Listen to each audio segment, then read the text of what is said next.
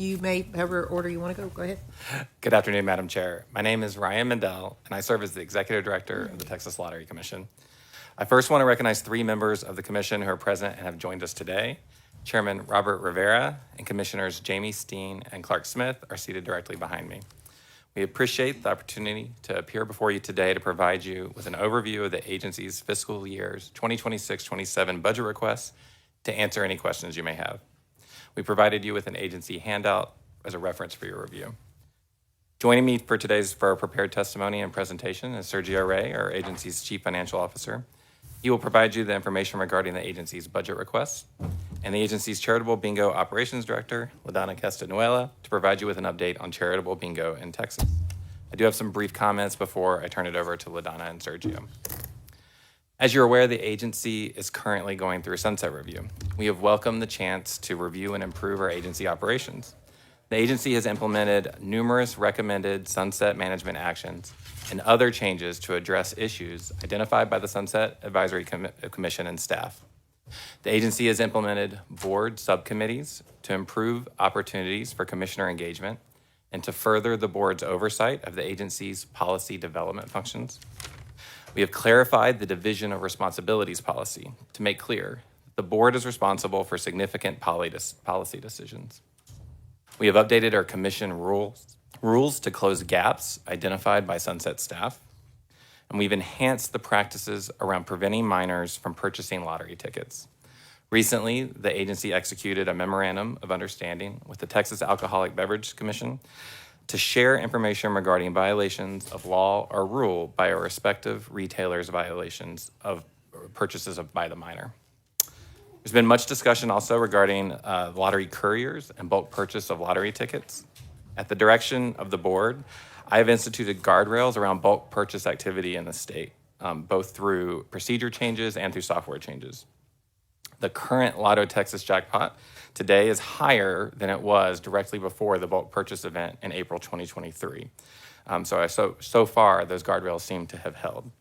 And after our joint presentation, I'm happy to address any questions about those issues as well. We're also happy to answer any questions about sales or revenue results that you may have over the last biennium or going forward. We look forward to working with the committee throughout the appropriations process and appreciate your consideration of our requests. This time, I'll turn it over to Charitable Bingo Operations Director, LaDonna Castanuela, to provide comments, and Sergio will follow with the specifics of our budget request. Good afternoon, Madam Chair and members. I'm LaDonna Castanuela, Director, Charitable Bingo Operations Division, Texas Lottery Commission. I also appreciate the opportunity to appear before you today. The mission of Charitable Bingo in Texas is to provide authorized organizations the opportunity to raise funds for their charitable purposes through the lawful conduct of bingo and to promote and maintain integrity of the charitable bingo industry throughout Texas. I would like to provide some brief highlights regarding the revenue raised through charitable bingo. In calendar year 2023, adjusted gross receipts from the conduct of bingo were $203.3 million. Net proceeds for charitable organizations were $30.9 million, and net proceeds as a percentage of adjusted gross receipts were 15.21%, an increase over the previous calendar year. Charitable bingo also produces revenue for the state and for local jurisdictions through a 5% fee on prizes. In fiscal year 2023, $15.8 million in prize fees was collected by the state and $12.7 million was reported as remittances for cities and counties. To echo what Ryan said, we have been working with Sunset Advisory Commission and staff regarding their decisions and recommendations. The decisions made by the Sunset Advisory Commission include several recommendations aimed at improving effectiveness, fairness, and efficiency of bingo regulation. Specific to the Charitable Bingo Division, the agency has taken action and implemented the Sunset Advisory Commission's management action item directing the agency, in consultation with the Department of Information Resources, to establish a plan prioritizing IT updates and eliminating paper-based processes in the Charitable Bingo Operations Division. Bingo staff salaries, recruitment and retention, along with critical and necessary technology improvements, were identified in the agency's strategic plan and legislative appropriations request and are a focus and a significant part of the agency's budget request. We believe the two appropriations requests related to the funding for the regulation of bingo will better position the agency and the division to address some of the findings in the Sunset Report.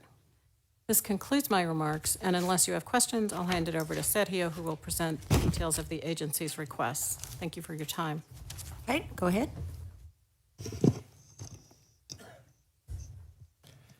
Madam Chair, members, good afternoon. My name is Sergio Rey, Chief Financial Officer of the Texas Lottery Commission. Appreciate the opportunity to provide a brief overview of the Commission's exceptional items request. Our first request is for this critical infrastructure updates needed for our charitable bingo operations division systems. In 2015, the Bingo Operating Service System, BOSS, the Charitable Bingo Licensing and Accounting Application, and the Bingo Service Portal, BSP, which is the outward-facing application for license holders, were upgraded to meet the demands of the time. After almost 10 years, the system's infrastructure has now reached end of life and require upgrades and conversions to maintain current functionality. In addition, our most recent Sunset Report identified operational needs and recommended the agencies prioritize its data management, interfaces, and automated online services. To address the conversion and the sunset recommendations, this exceptional item will provide the necessary resources to modernize these two systems and provide an ongoing support for years to come. The biennial request of just over $1.5 million will provide the contracted programming support to complete this project and one full-time equivalent position for development and for ongoing support following conversion. The agency is requesting the programming staff augmentation biennial funding of $1.26 million from general revenue and the one full-time IT position expenditures of $329,344 from the general revenue dedicated lottery account. Our second exceptional item is appropriation authority and funding to recruit, hire, and retain qualified and capable staff of the Charitable Bingo Operations Division. The division is requesting the ability to maximize efficiencies and delivery of services by hiring and retaining trained and experienced staff. In fiscal year 2024, the turnover rate was 15.6%. Thanks to the salary adjustments approved in the last session, the agency was able to reduce the turnover rate from 25.8% in fiscal year 2023. However, the division continues an average vacancy count of 4 FTEs. Currently, 50% of the staff is either new, recent hires, or a vacant position. Our fiscal year 2024, the division posted 11 job openings, many resulting from not having sufficient or qualified candidates in the original job posting. This biennial request of $429,050 in general revenue funds will provide the bingo division leverage to compete with comparable salaries and retain organizational experience and knowledge to address the recommendations from Sunset and to provide the excellent customer service to our nonprofit organizations. Our third request is appropriation authority and full-time equivalent positions for the deployment and ongoing support of the CAPS financial modules. The agency completed the CAPS HR deployment in fiscal year 2020. The financial deployment was rescheduled for fiscal year 26-27 over concerns of interfaces and timely reporting. For this reason, the agency requests the authority and FTE support to successfully execute this CAPS deployment. The 8 FTEs requested will provide subject matter support to the deployment team as either team members or back office support and develop into our transition and training team. After go live, the agency will be responsible to provide ongoing level 1 system support and security, ensuring timely interfaces, and transitioning and maintaining our standard and ad hoc reporting from our current internal accounting system to the new CAPS Business Objects platform.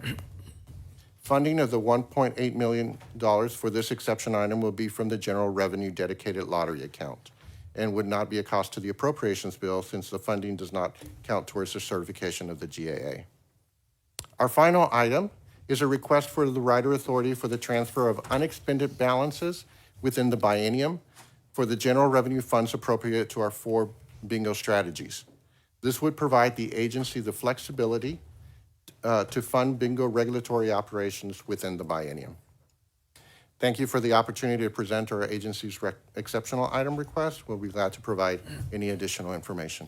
All right, members, at this time, we're going to have to stand at ease just for Senator Hinojosa and I need to run to criminal justice and vote. We need our vote. So if y'all, everybody stand at ease, and then we'll proceed with questions. I see a couple people are lined up. And then we will also bring up the lottery commission, the commissioners themselves at the, after that. So if y'all just bear with us, we do apologize, but we got to go vote. Y'all understand. We'll be right back, though. We're going to run.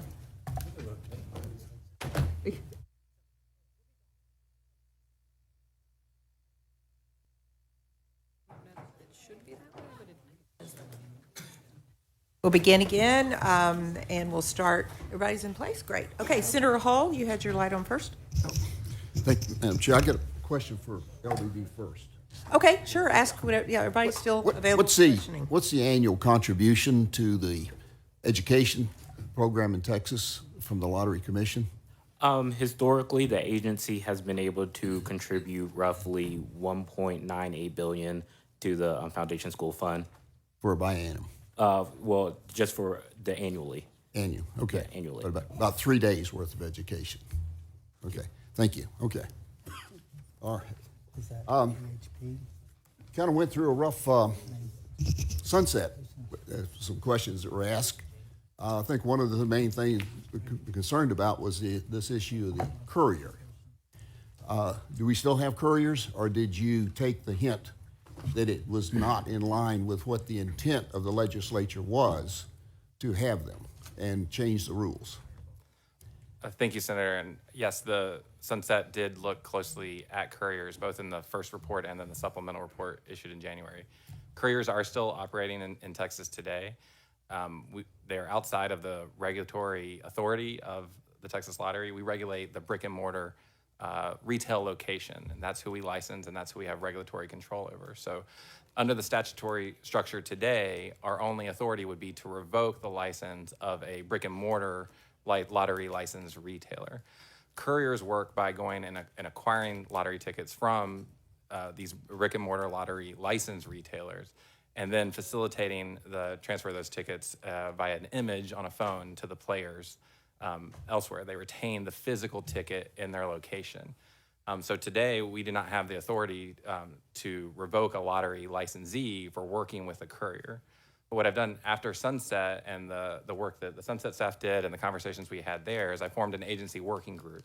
And we looked at all the different states' approach around the country, and we've developed a framework both for potentially regulating this and giving us the stronger regulatory control over that, or banning it. And so we've provided that to Senate State Affairs. Excuse me, if you were considering abandoning it, why didn't you just adopt that option? Senator, today, under the regulatory scheme, our authority exists only over the licensed lottery retailer, and so we don't have the authority over the courier entity.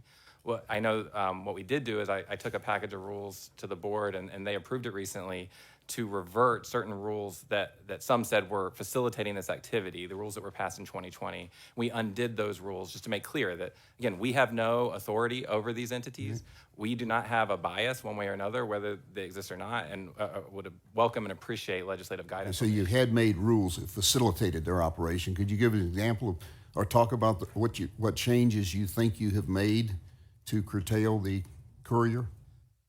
Well, Senator, I would not say that that the rules changes were made to curtail them. What we want to make clear is that we're neutral on this issue. We're not facilitating or banning this activity, because that's not the statutory authority that we have today. There were a set of rules changes in 2020 related to certain language that we thought at the time was non-material. But to the extent that there was any perception that those rules changes facilitated this couriers, we wanted to make sure that record was clear. So we restored some of the language in the 2020 rules that were taken out. We also addressed some regulatory and rulemaking gaps that Sunset had identified. For instance, making it clear that the licensed lottery retailer cannot sell online. We think that was important too. So that's what the board just approved recently. Okay.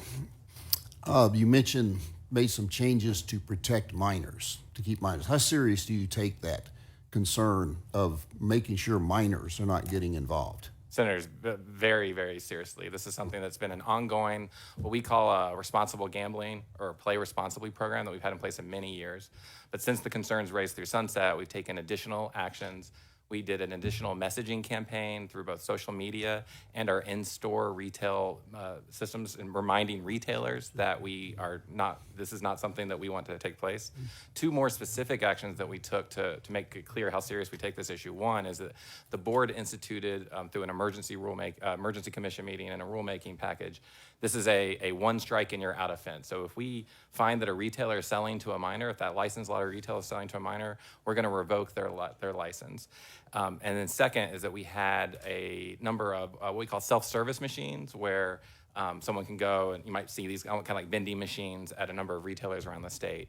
And we pushed through an emergency software change to require driver's license ID before you can make a purchase in those self-service machines. So we think both of those were good and appropriate steps to take on this issue. So how do you prevent the courier from selling a ticket to a minor? Senator, that's a great question, and I think that it's something that we think very seriously. Don't you think that's serious enough to give you a reason to not use the couriers? You're facilitating, by using them, you are facilitating minor gambling. And that's one of the top things that you agreed that you're supposed to be protecting. And if you're allowing something that you cannot protect the children from doing, don't you think you have an obligation to not do it? Senator, I agree completely that this is a serious concern, that if minors are Not enough concern to stop it, though. Senator, what I would say is that if in both our proposal to ban and our proposal to regulate, we believe that would give us the regulatory tools to take action. If a courier or any retailer working with a courier was facilitating the sale of tickets to a minor, then the proposals that we provided the legislature would give us the tools to take action against that. How would you do that? These couriers, you're dealing with couriers all over the country. You're across the country, outside of Texas. These are being sold outside of Texas, where they're using your logo, which is another question for you, is why and how are they allowed to use the Texas Lotto logo in their sales? But first I want the answer about why you don't think it's serious enough to protect the children. And how would you ever know that a courier, who they say, you have no idea who they're selling it to, and you also don't have any idea how they're selling the ticket. We're very strict that in Texas it has to be in cash, right? Cash or debit card, correct. Cash or debit card. No wire transfers, right? I'm not sure if a wire transfer counts as cash or not. But No, it is specifically listed in the rules. It does not. So how do you know how they're selling it? You got major rules that we have in place for the Texas Lotto: cash, in person, in the facility, and yet you are facilitating an organization that you have that can violate both of those. I don't understand how you don't think you have an obligation to stop that behavior, that action, based on those two alone. Senator, the ability of lottery couriers to potentially circumvent existing law regarding the sale of lottery tickets is something of great concern to the agency. And again, that's why we've developed a proposal both to ban or to regulate it that we think would address the regulatory issues and would give us the ability. Today, I don't have it. You're right. I do not have the ability to know what a lottery courier is doing with that ticket because I don't have the regulatory control after that ticket is sold at the brick and mortar licensed lottery retailer. With the proposals that we've developed, we would have the ability to go in. We'd have the ability to audit the courier. We have regulations there say they can't sell to a minor. They can't sell out of state. We would be able to control their messaging. And again, that would be either under a ban or a regulation scheme. And what it's up to this body to determine which path they want to take, but we would very much appreciate the help in giving us the regulatory tools to take action in this case.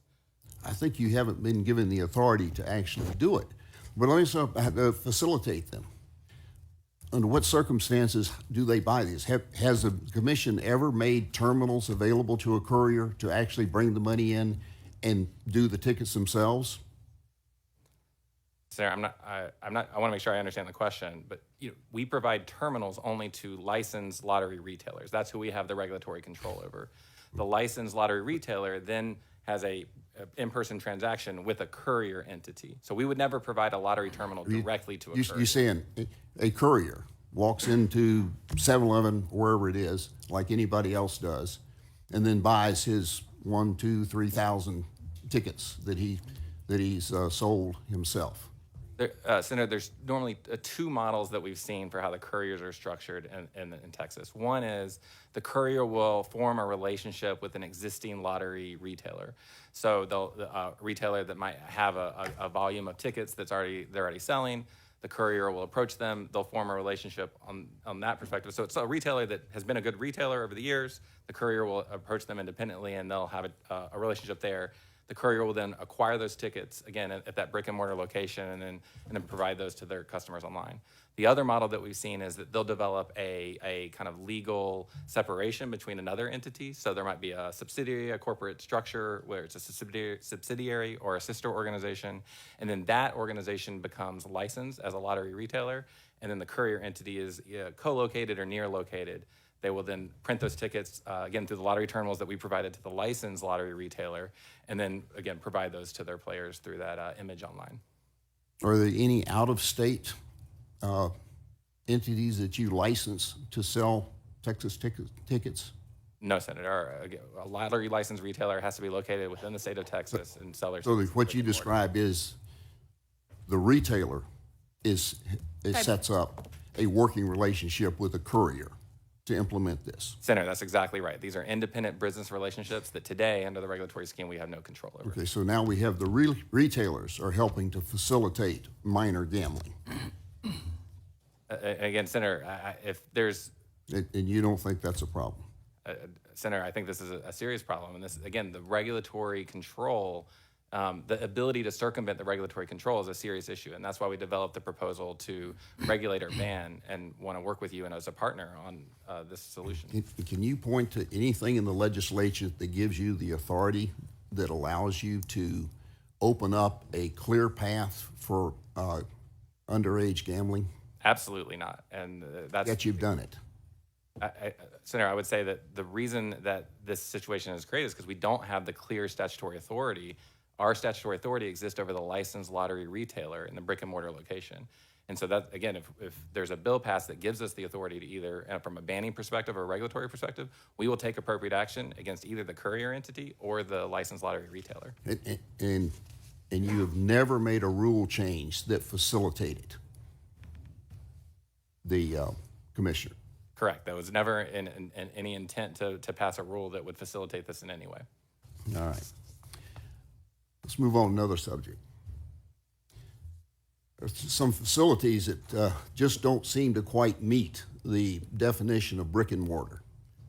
Would you agree that the intent of the legislature was to have these tickets being sold in places like a 7-Eleven or a racetrack, a convenience store, in which this is part of what they're doing, and you go in person and purchase the tickets with cash? Absolutely. The statutory scheme says that you need to be open to the public and you need to not sell exclusively lottery tickets. Okay, would you, let's explain the facility that existed in Colleyville.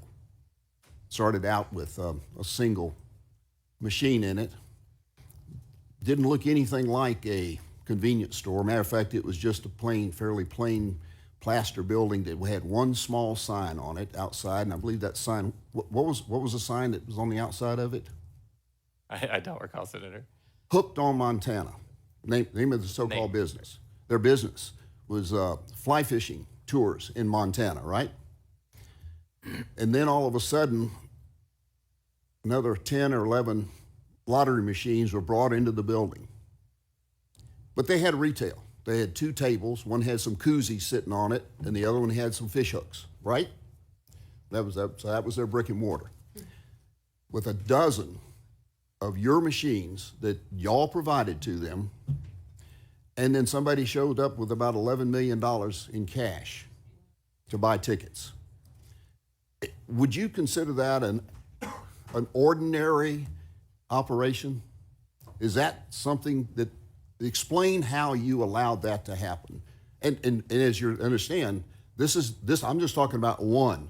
There are multiple ones, and there's one right down the road from us right here that's gotten itself in a lot of other trouble with the NASDAQ and others. But explain this one, if you would, please. Thank you, Senator. And again, this goes back to that bulk purchase event that happened in April 2023. Bulk purchasing is when a group of buyers or a syndicate get together and they attempt to buy all or substantially all of the combinations of a particular lottery game. It's an activity that's happened at a number of lotteries around the country. It's definitely been more prevalent in the past few years, and I just heard about some activity in Europe last week. April 2023 was the first encounter that Texas had with this type of group purchase activity. Our processes and procedures in place at the time did not put appropriate limitations on how terminals were deployed, as you have identified. And essentially, since those terminals were paid for by our lottery operator vendor, there was we didn't see a reason to say, okay, this doesn't cost the state money, let's get terminals into that facility. That was the process and procedure at the time. And so that approval of deploying those terminals was very matter of fact and rote. When I became executive director, I re-examined what happened in April 2023. Working with the board, I identified a number of concerning issues that similar to what you have identified here. One of the first things I did was change our process and procedure for deploying terminals to retailers. No retailer should go from, as you say, from 0 to 60 in the amount of machines that it's going to be deployed.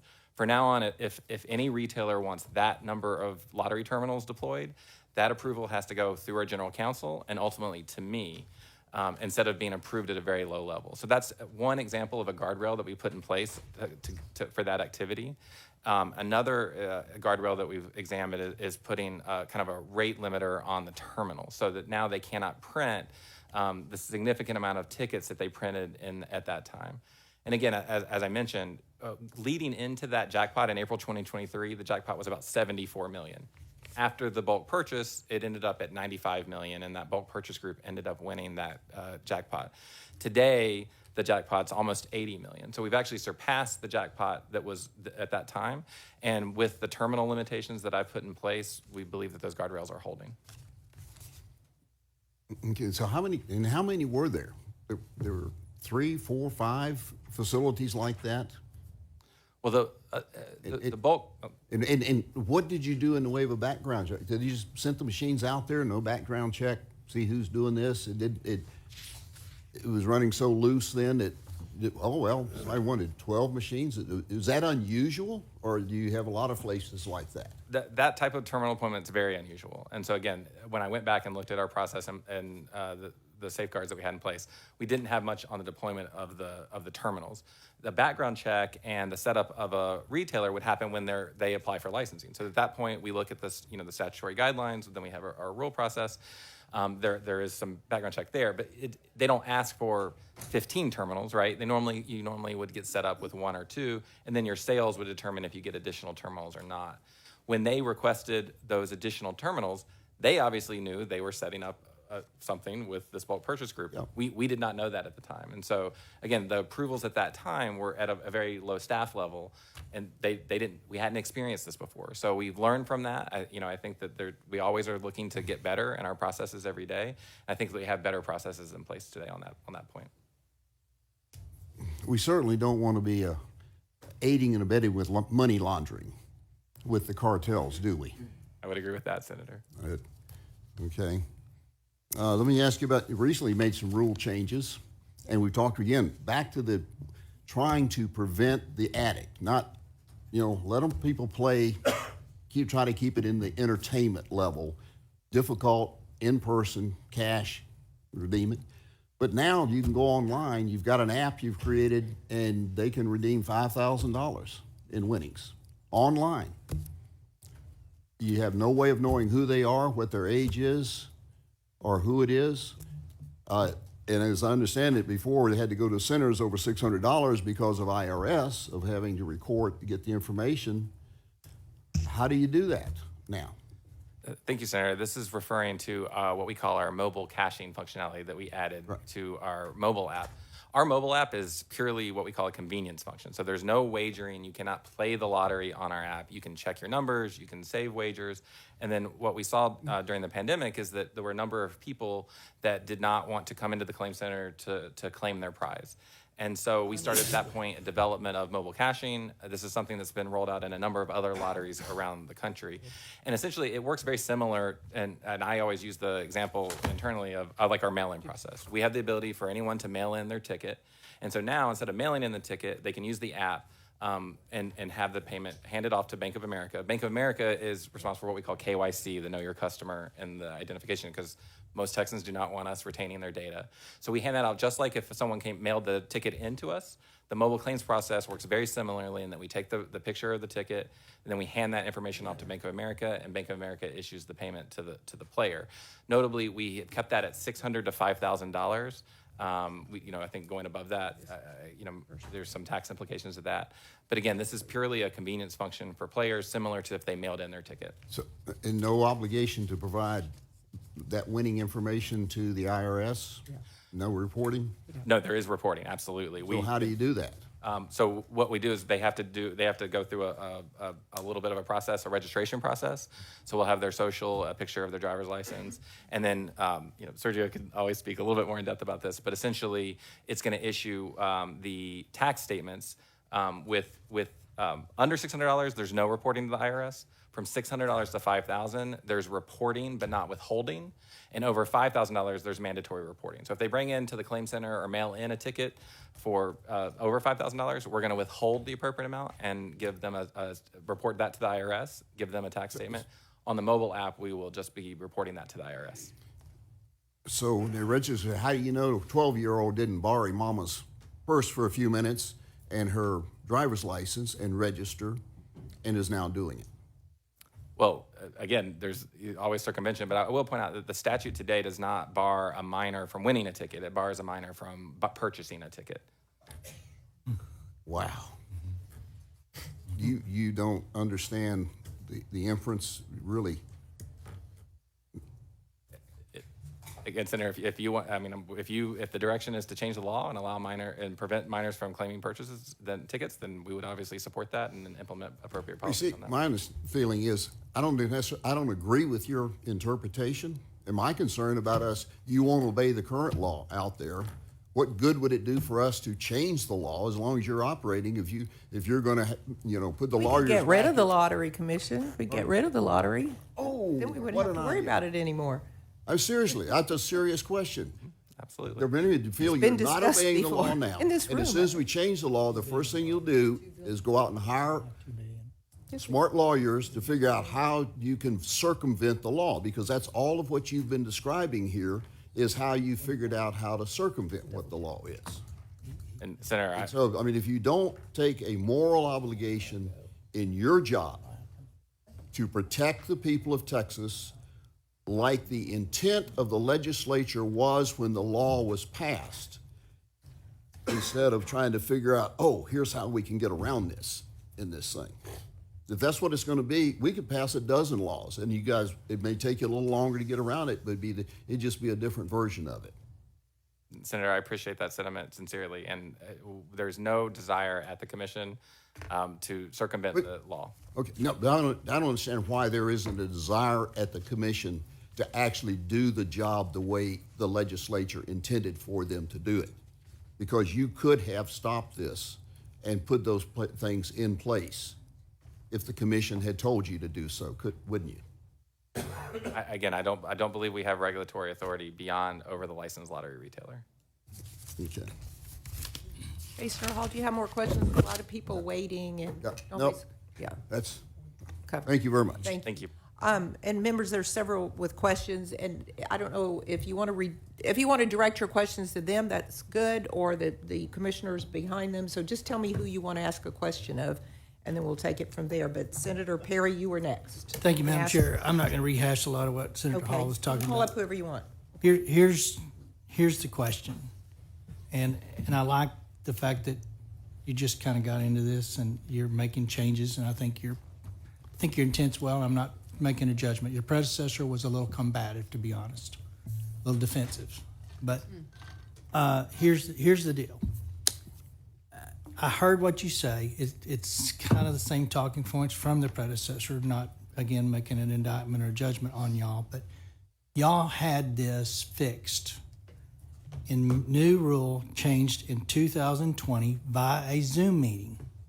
You changed what a play slip was from a physical, you changed it from a readable hard card only visit, basically, to a physical or electronic means by which a player communicates their intended play selection. That's when you opened up the new technologies of the day, so to speak, from a courier's perspective that has been exploited. So that right there and that right there alone, as you said in your previous, we made a rule change, we didn't see it being material, is significantly material. So you had the power to create this frustration and consternation and conversation, yet you didn't change that back when you had the power to fix it. So I don't buy into the fact that you don't have regulatory framework to change it, because you changed it by rule to begin the conversation we're having today. So that's just BS, to be honest. And I ain't buying it, what you're selling. So if you wanted to change it, you could have gone back to previous rules there. Not only that, there were about 12 rule changes in that process. And just FYI, for a few members' benefit, what 12 rules, some of them were. Retailer may not accept telephone or mailing requests to issue a ticket. The use of mechanical, electronic, computer generated, or other non-manual method of making a play slip is prohibited. That was a rule y'all dropped that you didn't add back. The retailer shall not accept telephone or mail requests to issue a ticket. Again, a rule that you dropped but did not add back. No part of the sale may take place from a place away from the terminal, basically talking to your brick and mortar establishment. So I'm a little frustrated, and we're not the sharpest tool in the shed sometimes, and we're busy people. But when agencies or commissions such as yourself come up here and say, we don't have the authority, you got to be very prescriptive, when in fact you made rule changes that put us in this conversation today, it's just wrong. And I think it's the integrity of the commission that's at stake, not what you're doing, because arguably we're kind of addicted to the dollars, to be perfectly frank. I think I heard 1.9 billion, something like that. So that's probably not going to change, but I cannot stress enough, you cannot come in here and say we can't because we don't have the reasoning to do it, but your rules are what put us in the conversation to begin with. So just frankly, members, I'm not making a judgment on whether we should do lottery or not. All I request is honesty, and you're not honest. And if you inherited this and you were not told of the previous changes, what got done in that Zoom 20 meeting, I don't apologize. Shame on the ones that are still here that were part of that meeting. Y'all made the changes that put us in this position for carrier transfer. It was never intended to be other than in person at a location with cash. The laundering aspect is real. The under 21 is real. But don't tell us you couldn't have fixed it because you missed your window and you actually created the problem we have today by rule. Thank you. Thank you. Senator Bettencourt?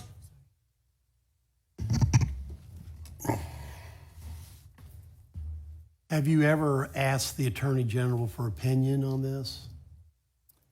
No, thank you, Senator. I appreciate the question. I think that after obviously the rider was passed in the last session, and then the governor issued a signing statement. So the agency viewed that the best course was to raise this as our sole major issue in sunset and have this be something that was legislative direction was provided on.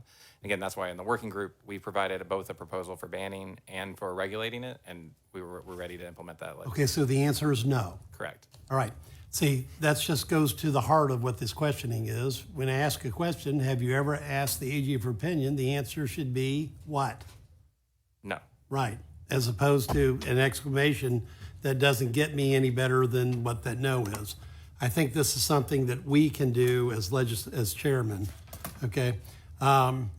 Now, because I think the obvious conclusion is we need to ask the highest legal authority in the state, not the commission, not whether or not that you can tell a brick and mortar operation that they can't use couriers. Okay? Now, either you all ask or we'll ask, okay? So because I'll ask one as a committee chair. Now I'm trying to. Do y'all have opposition to asking the Attorney General? Is there a reason why you haven't asked him already? Well, Senator, again, this is something that we thought was for the legislature for us to ask. We know that, as you point out, that you as a chairman could ask for that, and we didn't want to get ahead of that. Okay. Well, it's not getting ahead of it when you have rules and you take them down and you don't bring them back, you're way ahead of everybody in a bad way. Now, let's go over this place. Let's go, because I think it's something very important. Money laundering is the problem, okay? This is a huge operation of trying to wash bad money and bring it through lottery commissions so that it is cleared effectively. Now, you had a group that bought $74 million of the tickets on a $95 million jackpot. True? I want everybody to listen to this very carefully. Thank you, Sarah Betancourt, for bringing this out. It was, Senator, it was 25 million tickets, Okay. So they bought 25 million tickets of how much? $1 each. What's that? $1 each. Right. Now, they bought 25 million tickets. How much was the jackpot? The annuitized jackpot at that time was $95 million. Right. So they bought $25 million of $1 tickets and they won, right? Correct. And how much did they win? After the cash value was in the low 50 millions. Right. So a net cash value of 50 million. All right. Now, if I was trying to launder money in this country, I would buy $25 million worth of lottery tickets and not only launder my bad money, my suspect money, I just got 2-to-1 return. I got 50 million out of it. So I don't have to win many times to make a big difference in my cash flow of laundering. True? Those numbers seem true. I would point out that that's before tax, but yes. Right. Before tax. Well, let's hope We do that- withhold Oh, my 24%. So. Right, I know. Let's hope that they're, well, I won't even say what my guesstimate of what they're paying on federal taxes is. Oh, my gosh. Thank you. Or my CPA says 37%. Now, I bring this up because we can't gloss over this. We can't look the other way. We have to look directly at this. This is 99% probability of money laundering. True? I couldn't commit on that. Well, you need to be able to commit because you need to be able to say what are the obvious signs, because normal consumers don't go buy $25 million of $1 tickets. You know, I haven't got mad this whole session yet. I'm about ready to, because I've got two good senators and the chairman telling you need to adjust your attitude, and you're not doing it. You're not recognizing the obvious. I will ask the question again, and I'll ask it to any of your commissioners that will answer the question. Is buying $25 million of $1 tickets a sign of money laundering? Yes or no?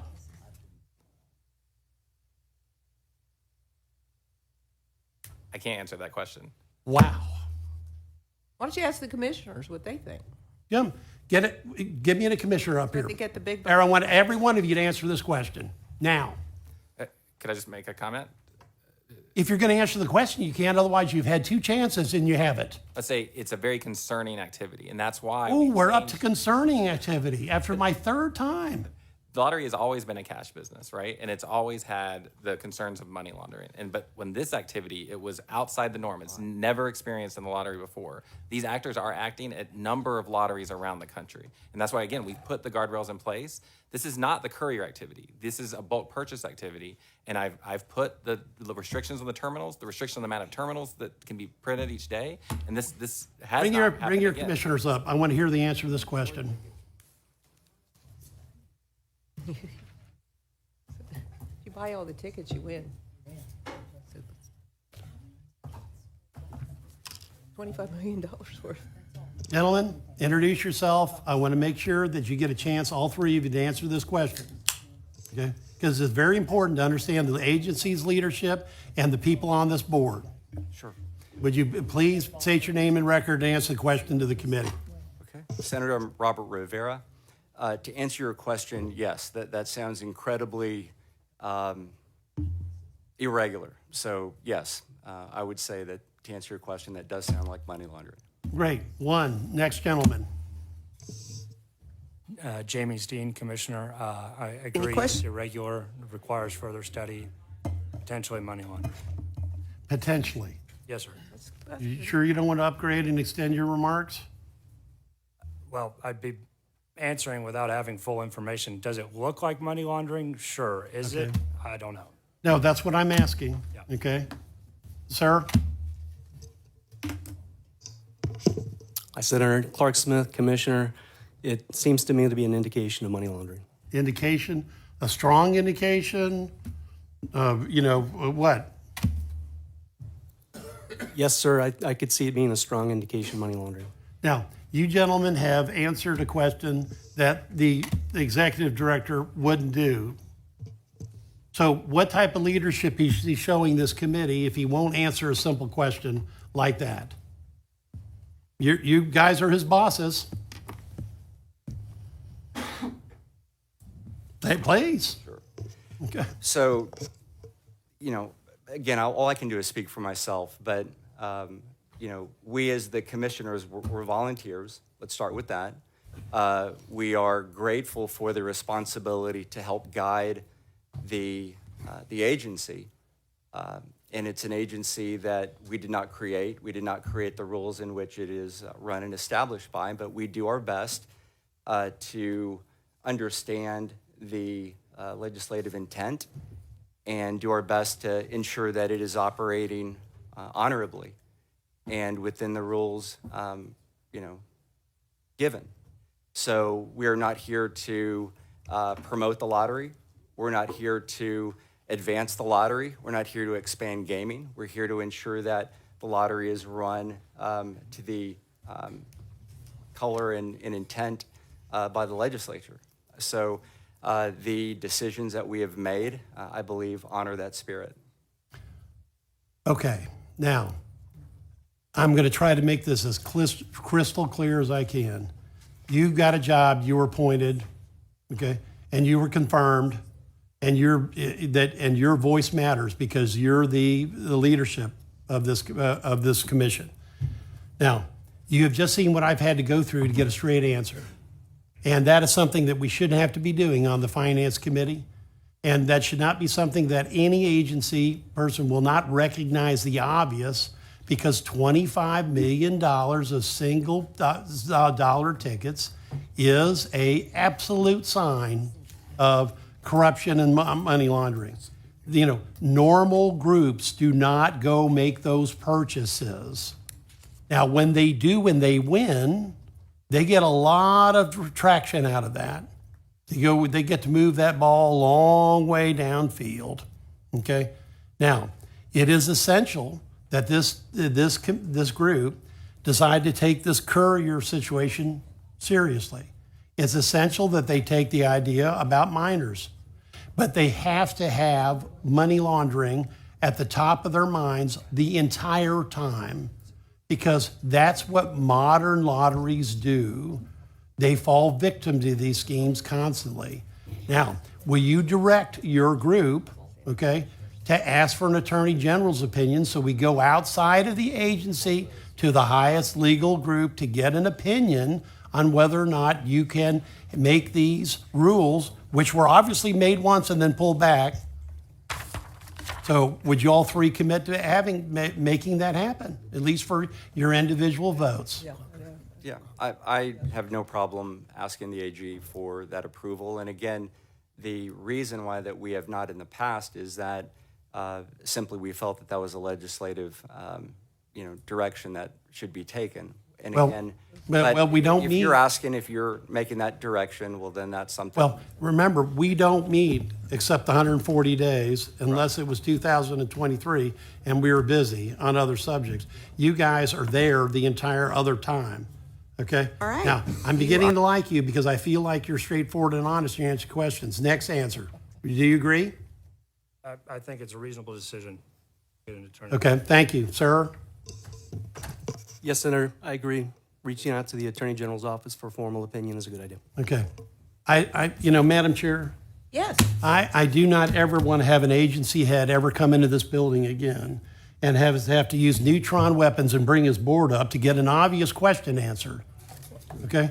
Because, again, $25 million of single ticket purchases is an absolute sign of money laundering. Okay? Now, it's not 100%. Because it's 99.9999% chance that somebody decided they were going to do this, okay? But you have to have that mentality on this board. And no offense, to your employee behind you, okay? When 3 senators ask the question, and one of them has to be the chairman of finance, and you haven't answered it, you know, one of the obvious conclusion is, why do I have this commission if they're not going to recognize the obvious? Am I making myself perfectly clear? Crystal. Thank you. All right, so a couple of questions. I do want to thank the commissioners for being here because I did sort of summons them, not by subpoena, but by legislative ask, let's put it that way. And I know you came at the last minute. I know one of you had a funeral to go to, or I believe that was Mr. Steen. We do appreciate what you do. We do understand it's a volunteer. We kind of sympathize with that. And, but this is part of the process. So thank you for being here and answering our questions honestly and thoroughly. We do appreciate it. We're all here to do the same thing, that is to make Texas better and, you know, to see what we can do to fix the problem. Okay? Senator Alvarado, thank you for being patient. Thank you, Madam Chair. If the new executive director could come back up. Well, that's happening. Boy, y'all are sure muddying the waters for some of us who try to expand gaming in this state. You are the new executive director. Is that right? Correct. So when all this was happening, where were you? I was you're talking about the April 2023 bulk purchase? Right. Well, and even beyond that, because in early as 2016, the legal team flagged some serious legal issues and policy issues with the courier business model, and over, Mr. Grief ignored them. So where were you in all of that? I was on that legal team. So you were calling to his attention what was happening? Obviously, I was not the general counsel, but I did work with the general counsel in flagging those concerns, yes. And speaking of Gary Grief, where he left. So have any charges or anything been brought against him if turned a blind eye to some money laundering? I'll refer to the lawyers on this committee that can maybe answer that. I don't know. So I was just trying to figure out what your role is, because you've been promoted to be the new executive director. So I came into the agency from the Attorney General's office. I worked in the legal team for about 2.5 years.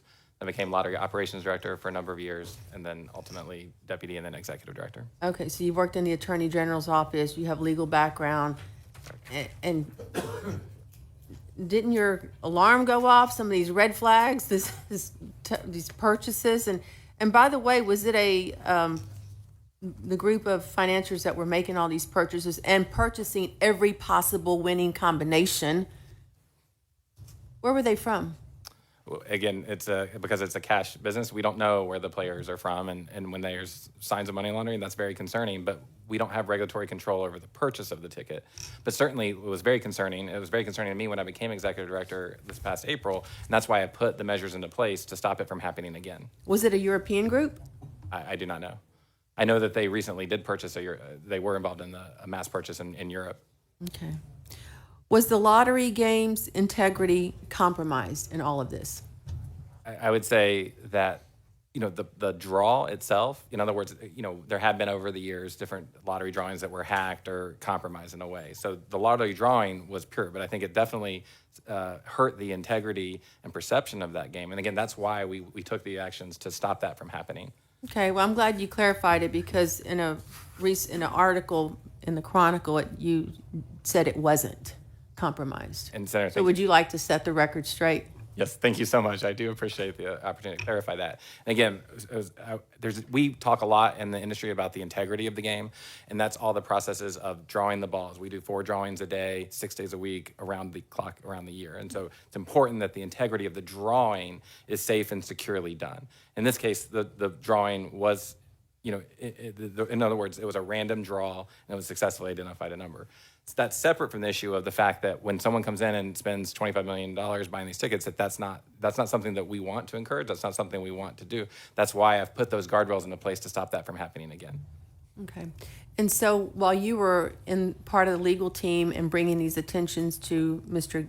Gary Grief, what was his response, aside from just ignoring it? At that point, I was a new attorney in the division, and I did not have the conversations with Gary at that time. Okay. I'm not sure why charges or something criminal hasn't happened to this individual. I'm from what I've read, it seemed like he got around through some gray areas and some loopholes. So, Madam Chair, I don't know, who to task with this. I'm going to defer to lawyers on the committee, but we probably need to tighten up whatever that gray area or those loopholes are. Thank you. Thank you. Senator Paxton. Thank you, Madam Chair. Thank you for being here. You announced, I guess, at the very end of last year that you began installing on all the lottery vending machines age verification technology to ensure that lottery tickets are not purchased at these terminals by minors. And I was just wondering, could you just kind of tell us a little bit about how that implementation is going? Do you have any data on how, if that's being successful, or if you have some problems or anything like that? Thank you, Senator. Yes, we, as part of the renewed focus, I would say, on this issue, and raised in conjunction also with our conversations with your office and others, this was something that we thought was really important. And so we worked hard with our vendor throughout the fall. That was a very tight timeline for them, but we were able to deploy that in December. It rolled out to all of the vending machines around the state within just a few days. And for the most part, we have seen when that's been deployed in other states, technical issues, we've had a pretty seamless deployment. And I think that technology is in place. It's working well. We have gotten a number of, it's a change for the players, right? So, there's been concerns expressed and through our customer service line. But again, we believe that it was an important change to make, and I think it was really valuable. What kind of concerns were expressed? It's really about the time of transaction. Players, when they're in, first of all, I think everybody's a little bit resistant to change. And so if they were used to using their self-service machines, now there's an extra step. They have to get out their driver's license, and they spend a little bit more time at the machine. And so, I get that. But, what we say is that, again, this was an important policy change for us, and it was, well worth the slight inconvenience to our players. Okay. Well, thank you. And I appreciate you working with our office and listening to that concern. And just look forward to continuing to watch and see if there are other things that we need to do to protect minors in this space. But thank you. Absolutely. Thank you, Senator. Senator Hall. Thank you. Could the other director come back up, please? Commissioner, I'm sorry.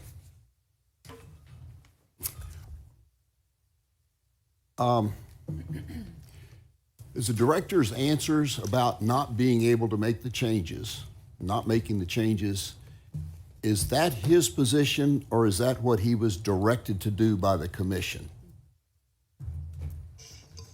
So specific to which, I'm sorry. Every question that was asked when he said, we don't have the ability, we don't have the authority, what we could do and change, has he been directed to not make changes, or did he decide that on his own?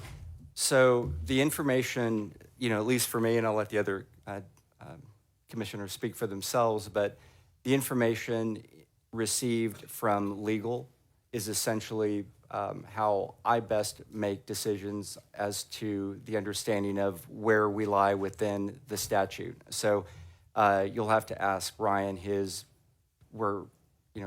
internal compass as to how he answers those questions. My question is not how you interpret things. Did you, or the commission as a whole, direct him not to make changes?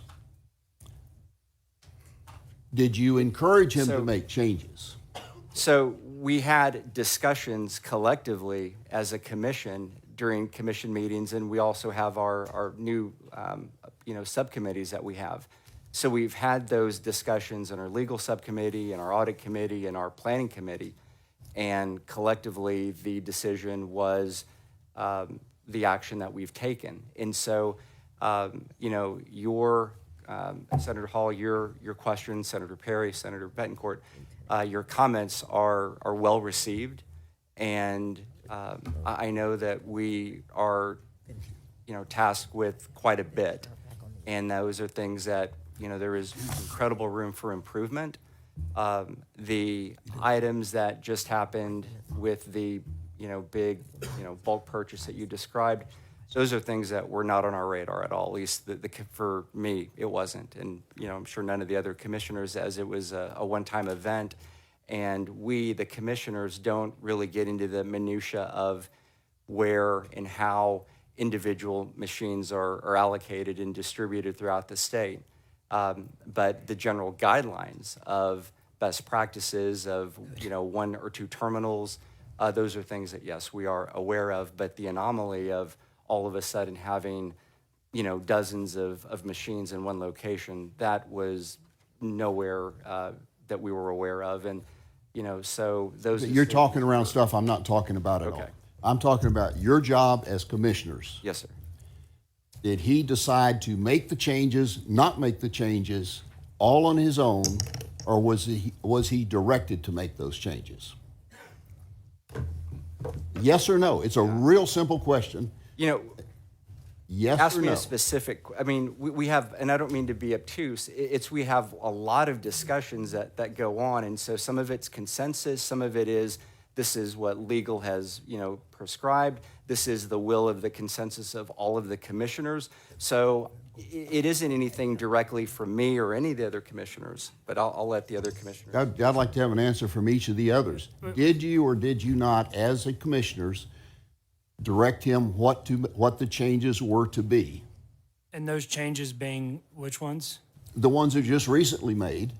It was specifically not to fix the problem that could have been fixed and the things that Senator Perry talked about. Did he do that on his own, or was he acting in your direction under fear of being fired if he did anything other than what you told him to do? Well, I think we can take the bulk purchasing. That's an issue that comes up that Robert brought up.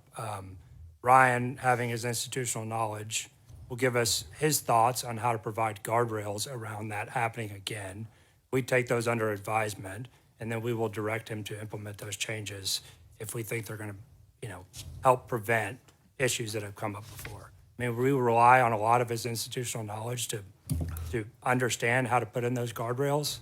But that's just one example of change. Let's get back to the specifics. Out of the sunset, great deal of grilling, discussion about this issue of couriers and so on. I know a lot of discussion went on about making rule changes out of that. In that, and I have no doubt that you guys discussed what do we do in response to that. I would sure hope you have, was the decision not to make any changes to that for the courier as a direction of out of the discussion, the direction from y'all for him not to do it, or did he just do it on his own? No, correct. That it was a commission discussion that we had. And so it isn't any individuals that have direct control or authority over any of the employees. So it's a collective. But to answer your question, collectively the commissioners had the discussion. We had counsel from legal. And what we collectively came up with is that we are within the guidelines as we interpret them. So that's the collective of the commission. And I'll let the other commissioners add on. Sure. Thank you, Senator. Just to echo what my colleagues said, we did deliberate over it. We had legal counsel discussing it with us. We know it was a crucial issue at the sunset hearing in August. We did not direct Mr. Mendel to take an action. And again, that was based on just collective deliberation. Okay. Are you guys familiar with Chapter 466? The State Lottery Act. Yes. Are you familiar with that? Read it, understand it? Generally, yes. Well, help me understand how you interpret where it says in under 466.015, the commission shall adopt all rules necessary to administer this chapter. The executive director may propose rules to be adopted by the commissions, but the executive director's proposed rules have no effect until adopted by the commission. The commission shall adopt rules to the extent they are not inconsistent with so on. And it lists down here 1, 2. We get down to number 3. Enforcement of prohibition of the sale of tickets to or by an individual younger than 18 years of age. The enforcement or prohibition on a person playing the lottery by telephone. How do you interpret that any other way than a direct statement from the legislature on your decision-making process? How do you interpret that you don't have the authority to do it? When it says here specifically, in words of very small syllables, that you are specifically supposed to do these two things, and you have a discussion and you give direction to not do them. Please explain that to us. Each of Senator Hall. And thank you again. The discussion that we had both collectively and with council, it did not get as granular as digging into Chapter 466. I'm generally familiar with the provisions that you discussed. And again, I think it's high time to talk to General Paxton and seek an opinion about what all these provisions do and do not provide the commission with authority to do. Excuse me, you just told me that you didn't think it important to refer to the legislation that is the basic guide by which you're to operate in making a decision? You have got to be kidding me. Sorry, Senator, I did not mean to say that. No, it's crucially important that that's the. Okay, then you purposely ignored it. Apologies. Anybody else care to comment on that? But how do you explain this being? It's on page 3, and it's real easy to see. And I just read it to you word for word. How did you choose to ignore that in making your decisions? Look, we understand there's different interpretations of what the statute says. I understand you have yours, and we've taken advice from legal counsel. I'm not a lawyer myself, so I have to take some advisement on how to interpret the statute. We're at this point intimately clear that people have different interpretations of what that statute does and does not do, and I think, as other commissioner says, it's time we take more steps to clarify that. Senator Hall, we have about 5 other agencies. Oh, I know we do. Please. I just find that very strange, particularly this comes after a grilling similar to this in another committee, which it was brought to your attention that the Lottery Commission had stepped out of bounds, was doing things that the legislature has specifically told it not to do. Then you go into a session where you're going to change the rules, and you go through a process and specifically avoid changing the rules to become in line with what you'd receive, direct or indirect, direction from another committee. Thank you. Thank you, Mr. Chairman. Thank you, Senator Hall. I think that speaks volumes for what we have here in an agency. I think you made your point. It's very clear to all of us. Senator Perry. Real quick, first of all, sorry for the loss. I think the general public thinks we're insulated from life, and we're not, and we work through those. So I appreciate you making this a priority at that expense. And, we all make those as public servants, especially in the Senate, with the load we carry. I would just suggest to you, couriers came up from a world change. Y'all can host an emergency meeting and make a change back. We depend on legal counsel to make decisions we take to the legislature every day. We have to have a circle of counsel. I'm not suggesting to you can't listen to them, but you need to be not in a vacuum. Here's the deal. Y'all are an analog agency. What I mean by that, the technologies that when y'all were put in place were meant to protect us from what is going on today. So you need to be very guarded as opportunities through technology to expand your footprint is not in violation of the spirit. The spirit is in-person cash at a brick and mortar so that the person is seeing a visual of who that is.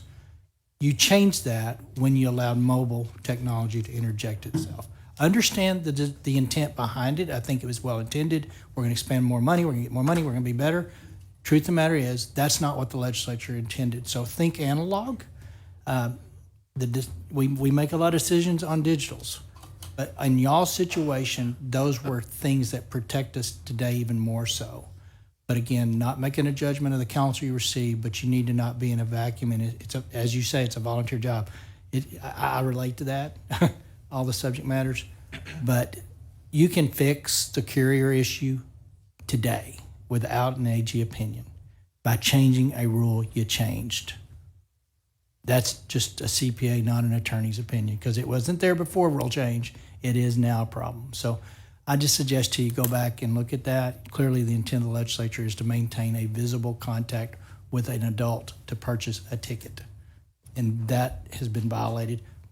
Again, well-intended probably. That is not a digital agency. Analog is still the safest, analog is really a pretty safe option on a lot of levels, but for y'all, that protects y'all and it supports the intent. Thank you. Senator Flores. Thank you, Chair. Just a few comments, and so, commissioners. First of all, you all. Well, thank you for volunteering. I mean, to get appointed, but you were appointed because you brought a breadth of experience in business. That's why you were appointed to oversee them. You make policy. You make the policy. The executive director carries out your policy. Would you say that's correct? That clear statement? Yes. So whenever you're going through these processes, you're getting the advice from the agency, including legal, to make decisions for policy, which you then instruct the executive director to carry out. Would that be a fair statement? Yes, sir. Yes, sir. Yeah. So my point is, there's also the input that's very important from the legislature, and understanding that the law gave you the regulatory authority, clearly, the regulatory. So that's saying, well, we don't think that doesn't. Would you agree that doesn't fly very well? Right. Knowing the basic framework of why you exist and how you work. So I would all these things are glaring. Would you allow these type of practices in your business? I mean, would you? It's the same thing you need to apply to the agency. You're not going to apply them to your breadth of your experience of how you run your successful businesses and oversee the agency with the breadth and scope that it has. If you wouldn't allow it in your business, why would you want to allow it in state business? That you are responsible for in policy. He does what you say. He shouldn't be telling you what you should. He shouldn't be driver of policy. You are. Would you agree with that? Yes, sir. So I would also caution as we move forward, please, you have to have a good relationship with the legislature, understand the clear intent of the law. But for that, you're going to depend on the people that you hired to give you that. And there's your attorney general, that's what he's there for. And there's an old saying that says, "Don't put the people who caused the problem in charge of solving the problem." If you can just remember that, and whoever was involved in making this problem, which is putting you here before this committee and having this robust discussion, you need to re-examine where you're getting your advice from and who you're going to put in charge of following the direction of the legislature. So if you would do that, I would appreciate it. As a matter of fact, I would strongly urge it. And that's my comments, Mr. Chairman. Thank you, Senator Flores. Senator Nichols. Thank you, Mr. Chairman. I'm going to not even ask the question, but state that early on in the testimony, your executive director said y'all were looking for legislative guidance. I wrote it down when he said it. I hope you feel like you've gotten it. Thank you. Well, you all have taken some real hard questions, but you know how it is for the Finance Committee. But I'll just throw you one soft question. You all also provide funding for the Veterans Commission, do you not? Yes. About 28 million a year, aside from the billion plus that you provide public education. Correct. All right, well, thank you for doing that. There are no more questions. Okay. Thank you for your testimony. You're dismissed. Thank you. At this time, we'll open public testimony as to the Lottery Commission.